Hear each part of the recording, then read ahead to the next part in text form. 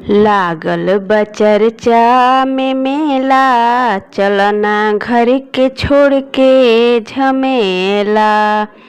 लागल बा चर्चा में मेला, चलना घर के छोड़ के झमेला। छोड़ के झमेला हो छोड़ के झमेला, लागल बा चर्चा में मेला, चलना घर के छोड़ के झमेला। गुरु के चरनिया के पार्वती पूजली, पार्वती पूजली हो पार्वती पूजली।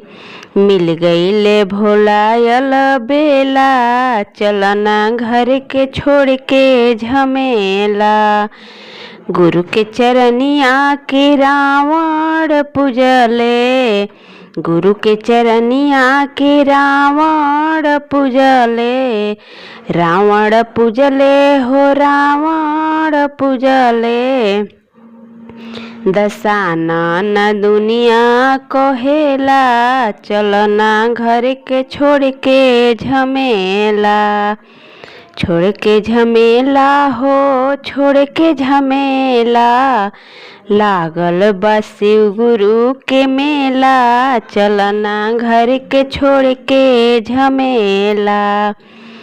शिव के चरनिया के बकासुर पूजले, बकासुर पूजले हो बकासुर पूजले। भस्मासुर नाम दुनिया कहेला, चलना घर के छोड़ के झमेला।